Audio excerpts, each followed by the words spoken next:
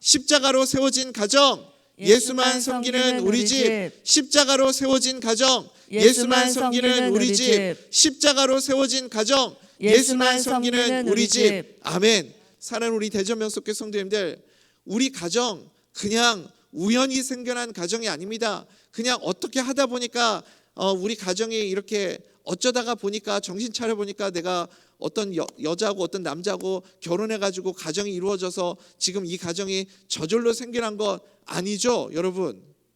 십자가의 보혈의 은혜로 주님께서 우리 가정을 예수 그리스도의 피값으로 세워주신 줄 믿습니다. 그러면 얼마나 소중한 가정입니까? 얼마나 귀중한 가정입니까? 예수님의 그 보혈의 피값으로 세워주신 가정인데, 예수님이 주인 되심을 인정하여서 굳건한 반석 위에 믿음으로 우리의 가정을 잘 지켜낼 수 있는 하나님의 백성들 다 될 수 있기를 간절히 소원합니다.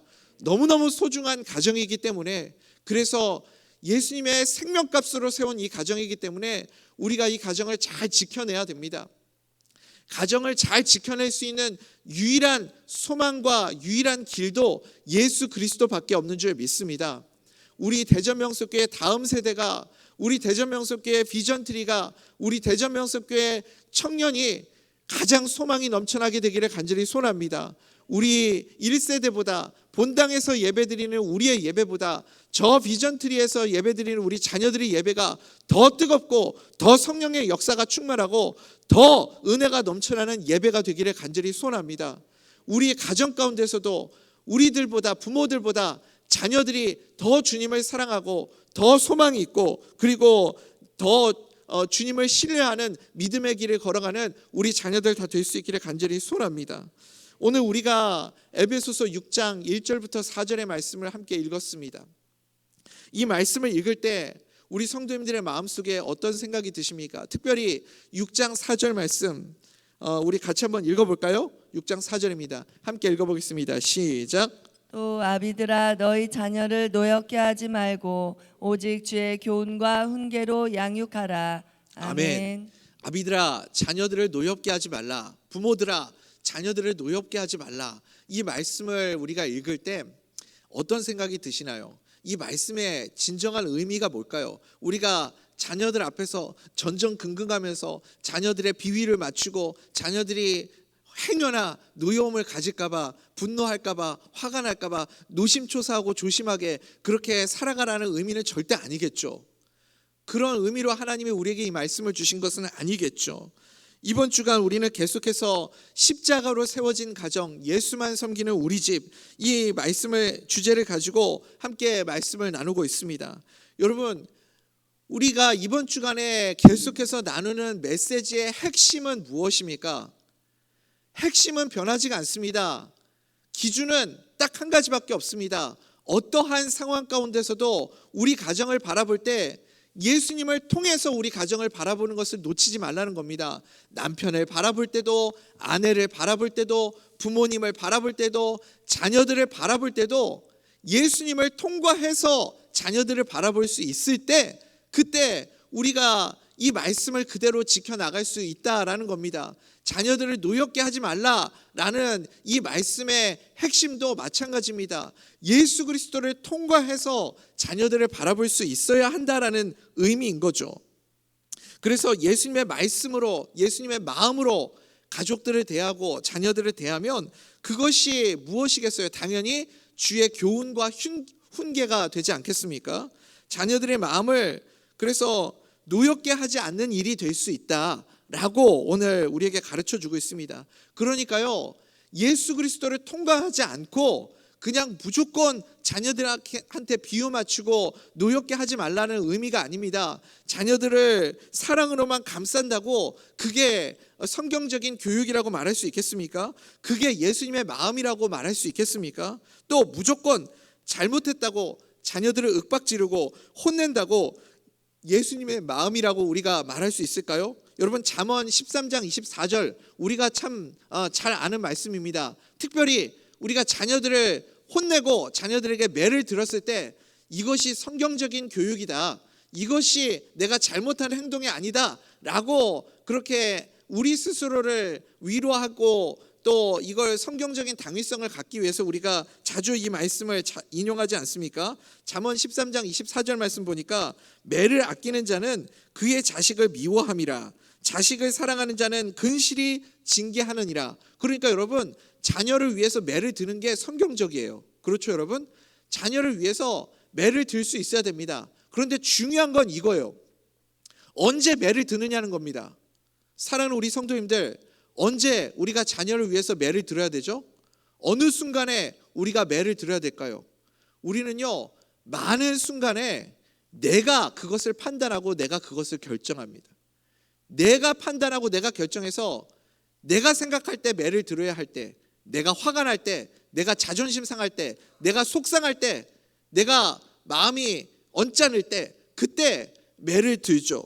여러분, 그러니까 오늘 말씀은 당연히 무슨 의미냐면 자녀들을 노엽게 하지 말라는 의미가 매를 들지 말라는 뜻이 아닙니다. 언제 매를 들어야 하는가? 주님이 자녀를 향해서 징계하는 마음을 주실 때, 주님이 자녀들을 향해서 매를 드실 때, 그때 내가 예수님이 매를 드셨는데 내가 주님이 드신 그 매를 막지 말라는 겁니다. 반대로 주님이 내 마음속에 자녀들을 품어줘라, 사랑해라, 용서해라, 인내해라 라는 마음을 주실 때 그 마음에 순종해서 품고 사랑할 수 있는 것, 여러분, 그것이 자녀들을 노엽게 하지 말라라는 진정한 성경적인 의미인 줄 믿습니다. 사랑하는 우리 대전 명숙교회 성도님들, 혹시 눈치채셨습니까? 야, 이필림 목사 설교가 첫째 날 조금 뭔가 들을만 한 것 같더니 둘째 날은 갸우뚱하더니 셋째 날 되니까 역시였네, 이런 생각이 여러분 드십니까? 핵심은요, 변하지가 않습니다. 제가 계속해서 전하고 있는 메시지 결국은 똑같은 거죠. 계속해서 똑같은 메시지를 전하고 있습니다. 답을 자녀들에서 찾을 것이 아니고, 우리 가정의 문제가 자녀들이 아니고 남편이 아니고 아내가 아니고 누가 문제예요? 내가 문제라고요. 나에게서부터 먼저 답을 찾을 수 있어야 되는 겁니다. 그게 첫 번째 단추라는 거죠. 여러분, 누가 좋은 부모입니까? 예수님의 마음을 가지고 자녀들을 대할 수 있는 부모, 그것이 진정한 좋은 부모이겠죠. 자녀들이 부모를 바라보면서 예수님을 바라볼 수 있다면 여러분, 그거보다 더 훌륭한 부모가 어디 있겠습니까? 최고의 부모가 될 수 있겠죠. 자녀들은요, 부모의 말이 아니라 부모의 뒷모습을 보고 배운다는 말이 있습니다. 그러니까 부모가 아무리 좋은 말을 해도요, 아무리 맞는 말을 해도 그 말이 설령 틀린 말이 하나도 없을지라도 자녀들의 마음에 와닿지 않는 이유는 무엇이냐면 부모가 그렇게 살아내지 못하기 때문에 그렇습니다. 제가 걸음걸이가 조금 이렇게 팔자걸음을 걸어요. 이게 팔자걸음을 고쳐보려고 애를 썼는데 잘 안 고쳐지더라고요. 제가 군대에 있을 때 헌병이었거든요. 믿어지지 않으시겠지만 헌병으로 군 생활을 했습니다. 그러면 헌병은요, 이렇게 딱 헌병 복장을 하고 이렇게 딱 발 맞춰서 착착착착 걸어야 되잖아요. 걸을 때 이렇게 똑바로 11자로 이렇게 착착착착 걸어가야 되는데 고참들이 저를 엄청 혼내는 거예요. 팔자걸음 걷는다고. 엄청 억울하더라고요. 저 11자로 똑바로 걸었습니다. 왜 자꾸 혼내십니까? 저 똑바로 걸었습니다. 근데 딱 그 얘기를 하는 거예요. 뒤돌아서 네 발자국을 봐. 발자국은 거짓말 안 하잖아요. 이렇게 찍혀 있더라고요. 그러니까 여러분, 제가 이렇게 팔자걸음 걷는 거 제가 그게 안 고쳐지거든요. 근데 제 딸이 저랑 똑같이 걷는 거예요. 그래서 제가 제 딸한테, 야, 너 똑바로 걸어, 11자로 똑바로 걸어. 그러면서 제가 이렇게 팔자로 걸으면서 너 왜 11자로 똑바로 못 걷냐? 그러면 자녀가 그 말을 들으면서 마음에 와 닿을까요? 어떤 생각이 들까요? 차마 입 밖으로 꺼내지는 못하겠지만 너나 잘하세요, 그런 마음이 들지 않겠어요, 여러분? 마음에 오히려 반발심이 들고 오히려 그 안에서 더 분노가 생겨나고 마음의 상처가 생겨나지 않겠습니까? 여러분, 자녀들을 노엽게 하지 말라는 말씀의 의미가 무엇이죠? 자녀들이 언제 노여움을 느낍니까? 자녀들이 언제 분노하죠? 부모들은요, 자녀에게 틀린 말 하지 않습니다. 다 맞는 말 해요. 그렇죠? 그런데 그렇게 맞는 말을 하고 정작 본인은 그렇게 살아내지 못할 때 자녀들은 분노합니다. 자녀들은 노여워해요. 여러분, 언제 우리 교회의 다음 세대들이 마음의 상처를 받는지 아십니까? 언제 우리 청년들이 상처받고 실망하는 마음이 드는지 아십니까? 우리 신앙의 1세대들, 직분을 맡으신 어르신들이 좋은 말 하죠. 다 옳은 말 하죠. 마땅한 말씀을 하시죠. 그런데 청년들에게는 이렇게 행동해야 된다. 너희들 이렇게 해야 된다. 이게 맞는 것이다. 이게 성경적이다. 그렇게 교훈하면서 정작 우리들은 그 말씀대로 살아내지 못할 때 우리 다음 세대들은요, 신앙이 흔들리는 겁니다. 우리 다음 세대들은 1세대들을 바라보면서 마음의 상처를 받는 거죠. 여러분, 자녀들이 매를 맞아서 상처받는 게 아닙니다. 나한테는 잘못했다고 매를 대면서 왜 부모인 당신은 그대로 살고 있느냐, 나에게 잘못했다고 말하는 그 모습으로 살아가고 있느냐. 그럴 때 반발심이 생기는 거죠. 너 지금 때가 어느 때인데 지금 정신 못 차리고 TV 보고 있어. 빨리 들어가서 공부해야지. 빨리 들어가서 수능 준비를 해야지 라고 말하고 엄마는 TV 켜놓고 드라마를 보고 있으면 그 마음속에, 자녀의 마음속에 어떤 생각이 들까요? 어떤 마음이 들까요? 그러니까 그럴 때 자녀의 마음속에 노여움이 생겨나겠죠. 자녀의 마음을 노엽게 하지 말라는 이 말씀의 진정한 의미는 내가 먼저, 부모가 먼저 예수님을 바라보는 삶을 살아가라 라는 의미인 줄 믿습니다.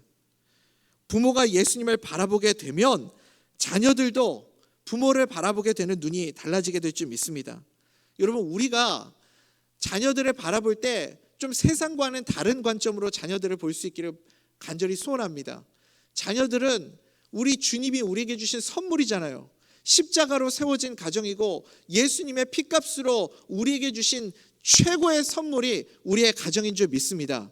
최고의 선물, 세상 그 어떤 것으로도 빼앗을 수 없는 최고의 선물이 우리 가정이잖아요. 우리 자녀잖아요. 우리 자녀보다 귀한 보물이 어디 있습니까? 그런데 그 자녀를 여러분 바라보면서요, 세상 사람들이 자꾸 말하는 소리를 들으면 그 주님이 주신 그 소중한 마음, 그 기쁨이 사라져 버립니다. 그래서 세상 사람들을 바라보는 관점으로 보는 것이 아니라 예수님의 눈으로 이 세상 그 누구보다도 존귀하게 내가 너를 사랑하고 내가 너를 기뻐하여서 창조하였노라, 우리가 그 찬송을 부르는 것처럼 여러분, 예수님이 우리를 그렇게 창조해 주셨잖아요. 그 눈으로 자녀를 바라볼 수 있게 되기를 간절히 소원합니다. 예수님의 눈으로 우리가 자녀들을 바라보면요, 우리 마음속에 자녀들을 바라볼 때 느껴지는 노여움, 서운함, 분노, 그런 모든 것들이 다 사라지게 될 줄 믿습니다. 학교 성적이 꼴찌인 아이가 있었어요. 아이는 상급 학교에 3번이나 지원했지만 낙방했다고 합니다. 아버지가 아들의 손을 잡고 돌아오면서 속으로 탄식했습니다. 어쩌다가 이런 바보 같은 아이가 우리 가정에 태어났을까? 근데 여러분 아십니까? 이 아이가 나중에 자라서 세계 최고의 조각가라고 평가받았던 생각하는 사람을 만든 오기스트 로댕의 이야기입니다. 또 어떤 아이는요, 5살이 돼서 겨우 말을 했대요. 글을 읽지 못해서 멍청한 아이라고 학교에서 친구들이 따돌렸답니다. 심지어 학교 공부는요 다 낙제고 산수 이런 거 제대로 하지 못해가지고 점수가 다 낙제였고요. 학교 선생님조차도 뭐라고 평가를 했냐면 늘 환상에 사로잡혀 있는 전응아라고 그렇게 평가를 받고 결국은 학교 생활을 못해서 퇴학을 당했답니다. 여러분, 누구 이야기인지 아십니까? 천재 물리학자 알버트 아인슈타인의 이야기입니다. 여러분, 그러니까 우리가 세상 사람들이 바라보는 관점하고 다른 관점으로 우리 자녀들을, 우리 가정을 좀 바라보게 되기를 간절히 소원합니다. 예수님의 눈으로 우리 가족을 보면 용서하지 못할 사람 없고 품지 못할 사람 없고 사랑하지 못할 사람 없는 줄 믿습니다. 우리 믿음의 눈으로 자녀들을 다시 바라볼 수 있어야 됩니다. 세상이 보는 눈, 사람들이 보는 눈, 여러분, 우리 하나님이, 우리 예수님이 자녀들을 바라보는 눈은 세상 사람들이 우리 자녀들을 바라보는 눈과 완전히 다릅니다. 여러분의 자녀가 다른 사람들하고 다른 자녀들하고 비교해서 좀 부족하다고 생각이 드십니까? 자꾸 비교가 되십니까? 기도하십시오. 예수님의 눈으로 우리 자녀들을 바라볼 수 있게 해달라고 여러분 기도하십시오. 그러면 놀라운 변화가 일어나게 될 줄 믿습니다. 우리가 잘 아는 고린도전서 1장 27절 28절 말씀 이렇게 우리에게 말씀하시지 않습니까? 함께 읽어보겠습니다. 시작. 그러나 하나님께서 세상에 미련한 것들을 택하사 지혜 있는 자들을 부끄럽게 하려 하시고 세상에 약한 것들을 택하사 강한 것들을 부끄럽게 하려 하시며 하나님께서 세상에 천한 것들과 멸시받는 것들과 없는 것들을 택하사 있는 것들을 폐하려 하시나니. 아멘. 아멘. 여러분 이 말씀을 진심으로 믿으십니까? 정말 믿으십니까? 정말 이 말씀을 믿으신다면 우리 자녀들을 우리 가족들을 바라보는 시선이 완전히 달라지게 될 줄 믿습니다. 나 스스로를 한번 돌아보십시오. 내가 여기까지 지금 올 수 있었던 것 중에 여러분 100% 내 노력만으로 내가 여기까지 왔다고 확신할 수 있는 분 계십니까? 내가 100% 나의 노력과 나의 열심과 나의 최선으로 내가 이 자리까지 올 수 있었습니다. 그렇게 확신할 수 있는 분 이 자리에 한 분이라도 계십니까? 그럴 수 없습니다.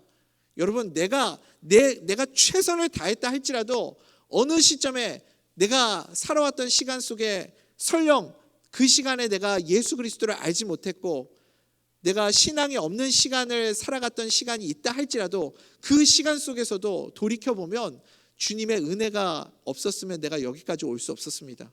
주님이 도우셨고 그때는 내가 운이라고 생각했고 행운이라고 생각했고 기적이라고 생각했고 그냥 단순히 뭔가 잘 풀렸다라고 생각했지만 하나님의 도우심과 은혜가 없으면 내가 여기까지 올 수 없었음을 그 어느 누구도 부인할 수 없습니다. 하나님의 은혜 때문에 우리가 여기까지 오지 않았습니까? 내가 잘나서 아니었습니다. 내가 남들보다 조금 더 뛰어나서 그래서 이 자리에 올라온 건 아니었죠. 다 주님의 은혜 아닙니까?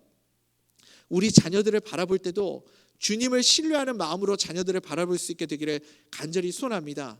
세상에 미련한 자를 택하셔서 주님께서는 그 자녀를 통하여서 하나님의 크신 일, 위대한 일을 이루어 주실 줄 믿습니다. 그래서 여러분 예수님을 통해서 우리 자녀들을 바라보면 우리가 가지고 있는 자녀들을 향한 문제 거의 대부분은 다 사라지게 될 줄 믿습니다. 성경은 오늘 부모님들에게 뭐라고 말씀합니까? 오직 주의 교훈과 훈계로 양육하라. 여러분 이것도요, 이 말씀도 내가 중심이 돼서 이 말씀을 해석하면 오해합니다. 주의 교훈과 훈계로 양육하라 이 말씀 가지고 너 성경 말씀 못 봤어? 성경에서 이렇게 하라고 했잖아. 하나님이 이런 말씀 주셨잖아. 너 정직하라고 그랬지. 거짓말하지 말라고 그랬지. 성경에 봐봐. 하나님이 이렇게 말씀하셨지. 똑바로 살아. 정신 똑바로 차려. 이거는요 여러분 율법식으로 자녀를 교육하는 겁니다. 그러니까 율법주의가 되는 거예요. 오직 주의 교훈과 훈계로 자녀들을 양육하라라는 이 말씀의 진정한 의미도요 내가 먼저 예수 그리스도 안에 머물러 있으라라는 뜻입니다. 내가 먼저 말씀으로 살아내라라는 의미입니다. 그때만 성령의 역사가 일어납니다.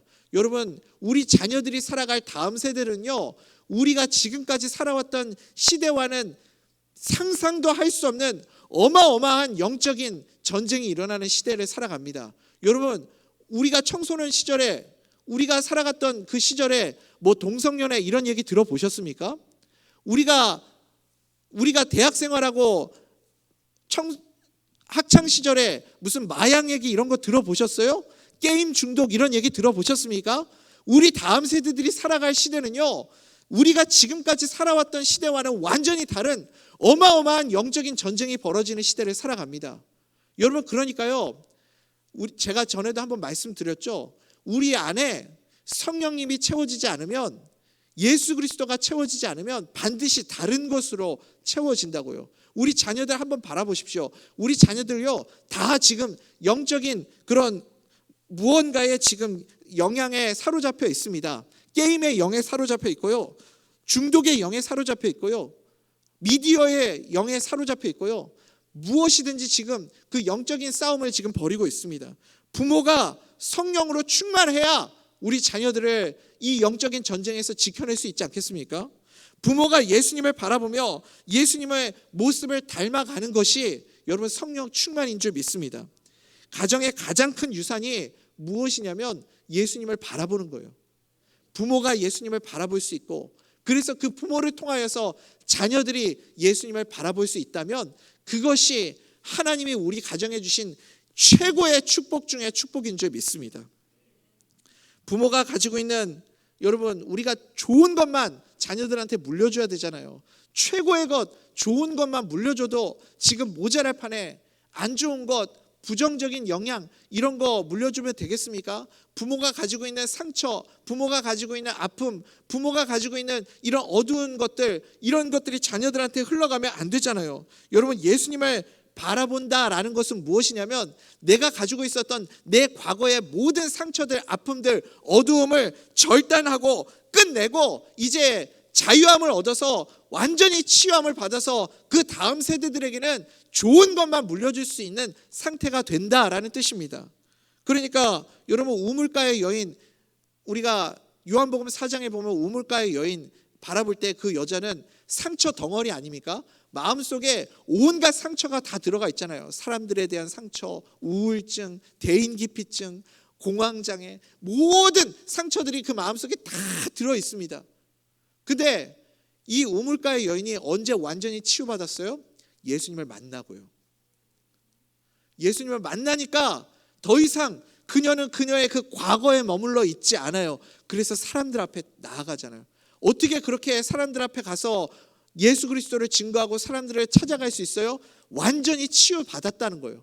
완전히 회복되었다는 것입니다. 우리가 먼저 예수 그리스도를 바라봄을 통해서 부모가 먼저 완전히 치유되고 회복되어야 자녀들한테 좋은 것이 흘러갈 수 있는 것 아니겠습니까? 예전에 어느 이 가정사역을 운영하시는 어느 목사님의 간증을 들은 적이 있습니다. 그 목사님이 굉장히 밝고 이렇게 유쾌하신 분이신데 그런 어두운 상처가 있는지 몰랐어요. 전에 과거에 어린 시절에, 이 목사님 어린 시절에 자기 아버지가 딴살림을 차리고 그리고 이 집에 와가지고서는 너무나도 당당하게 가족들을 이렇게 구타하고 폭언과 폭행을 일삼고 자녀들까지도 때리고 그런 일들이 있었다고 합니다. 아버지로부터 받은 이 폭언과 폭력, 자녀들에 대한 무관심, 이런 것들이 이 목사님의 마음속에 어마어마한 큰 상처가 되었다라는 거죠. 그래서 이 목사님이 다짐한 거예요. 나중에 내가 결혼해서 가정을 이룰 때는 내가 정말 좋은 부모가 되어야 되겠다. 좋은 것만 우리 자녀들한테 물려줘야 되겠다. 이거 가지고 끊임없이 씨름하고 주님 앞에 매달렸다는 겁니다. 그래서 목사님이 완전히 치유되고 회복을 경험한 거죠. 그리고 나서 결혼해서 자녀들을 낳았는데요, 자녀들은 자기 아버지가 그런 아픔과 상처가 있는지를 전혀 모른대요. 자기 자녀들은 어떤 생각을 가지고 있냐면 우리 부모님은 최고로 행복한 부모고 우리 집은 최고로 행복한 가정이라고 생각하고 살아간다는 겁니다. 여러분, 그것이 예수 그리스도의 십자가의 보혈로 완전히 회복된 가정의 모습인 줄 믿습니다. 그렇게 십자가를 통과한 덕분에 그 목사님의 가정은 지금 그렇게 행복하고 자녀들이 상처 없이 즐거운 행복한 가정의 모습들을 바라보면서 살아가고 있다는 거죠. 예수님을 바라보면 나도 모르게 내가 지금까지 물려받았던 상처들이 다 회복되고 더 이상 자녀들에게 이어지지 않게 될 줄 믿습니다. 그리고 자녀들에게 정말 놀라운 축복의 유산들이 물려지게 되는 겁니다. 우리 자녀가 앞으로 살아가야 할 세상, 여러분 정말 만만치 않죠. 좋은 것만 물려줘도, 하나님의 은혜만 물려줘도 참 쉽지 않은 세대를 살아가게 되지 않습니까? 그런데 우리 부모가 자녀들 앞에서 힘들어하는 모습, 우울해하는 모습, 입을 뒤집어 쓰고 우는 모습, 서로 부부가 싸우는 모습, 돈 때문에 걱정하고 괴로워하는 모습, 이런 거 자녀들한테 물려주면 안 되겠죠. 자녀들은 그런 것을 바라보면서 마음속에 상처가 생겨납니다. 부모가 예수님을 바라보아야 할 가장 중요한 이유가 무엇인지 아십니까? 세상에서는 절대 줄 수 없는 영원한 삶을 자녀들에게 물려줄 수 있기 때문에 그렇습니다. 여러분, 대한민국의 어머니들 대단하죠. 우리 대한민국 어머님들은요, 자녀들에게 정말 최고의 좋은 것을 물려주고 자녀들을 최고의 자녀들로 기르기 위해서 역사적 사명을 띠고 이 땅에 태어난 분들 같아요. 정말 그래서 부모님들의 소망이 무엇입니까? 부모님들의 기대는 다른 거 없잖아요. 우리 자녀가 잘 성장해서 좋은 대학 가고 좋은 직장 취직하고 또 좋은 배우자 만나서 행복한 가정 이루는 거, 이게 부모님의 꿈 아닙니까? 모든 부모가 꿈꾸는 것들이죠. 어느 집사님이 그런 간증을 하시는 거예요. 지금까지 살아오면서 나는 이런 부분에 대해서만큼은 정말 자신 있게 어느 곳에 가든지 강의할 수 있을 만큼 그렇게 최선을 다해서 살아왔다. 근데 어느 날 기도하는 가운데 주님이 그 마음속에 이런 마음을 주시더라는 거죠. 네가 자녀를 그렇게 잘 길렀다라고 생각하는데 그 자녀가 지금 구원의 확신이 있느냐? 지금 당장 죽으면 천국 가겠다는 그런 확신이 있느냐? 근데 그 마음을 딱 주님이 주시는데 솔직히 자신이 없더래요. 그러면서 지금까지 자녀들을 데리고 교회에 데리고 나오긴 했지만 자녀들이 정말 예수님을 만났는지 그런 것을 별로 신경 쓰지 않았고, 정말 자녀들이 십자가를 통과했는지 그것에 대해서 진지하게 생각해 보지 않았답니다. 그러면서 마음이 어느 순간 철렁 내려앉았다는 거죠.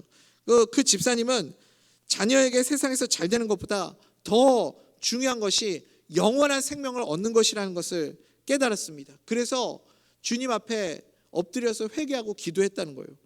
사랑하는 우리 대전명숙교회 성도님들, 자녀에게 영생의 축복을 선물해 주셨습니까? 영원한 삶을 선물해 주셨습니까? 우리가 자녀에게 해줄 수 있는 최고의 축복은 내가 만난 예수 그리스도, 내가 경험한 예수 그리스도, 그리고 내가 항상 바라보고 있는 그 예수 그리스도를 전해주는 것입니다. 오늘도 주님이 나를 만나서 내게 말씀하시고 내게 음성을 들려주시고 나를 인도하여 주시는 그 마음을 자녀들에게 그대로 전해주시기 바랍니다. 사실 우리 자녀들도요, 말을 안 해서 그렇지 그 마음속에 다 갈급함이 있습니다. 정말 하나님이 계실까? 정말 하나님이 나를 알고 계실까? 예수님이 정말 내 안에 계시나? 그런 갈급함이 우리 자녀들 마음속에도 있습니다. 우리가 자녀에게 물려줄 수 있는 최고의 유산은 지금도 나와 함께 계시는 예수 그리스도, 그 예수 그리스도를 전해주는 것, 이것이 최고의 유산임을 여러분 기억하시기 바랍니다. 예수님이 우리에게 오신 이유도 무엇입니까? 예수님이 우리에게 이 가정을 선물로 주신 이유도 무엇입니까? 예수 그리스도를 통해 우리 가족 모두가 이 영원한 생명을 얻고 예수 그리스도 안에 머무는 천국과 같이 기쁨이 넘치는 가정이 되기를 우리 주님은 기대하시는 줄 믿습니다. 우리 부모님을 통해, 나를 통해, 우리 대전명석교회가 나를 통해 이 하나님의 은혜가 다음 세대에 흘러가고, 나를 통해, 우리 부모님을 통해 우리 가정에 하나님의 은혜가 흘러갈 수 있는 축복의 통로가 되는 우리 믿음의 1세대, 우리 사랑하는 부모님들 다 될 수 있기를 주님의 이름으로 간절히 소원합니다.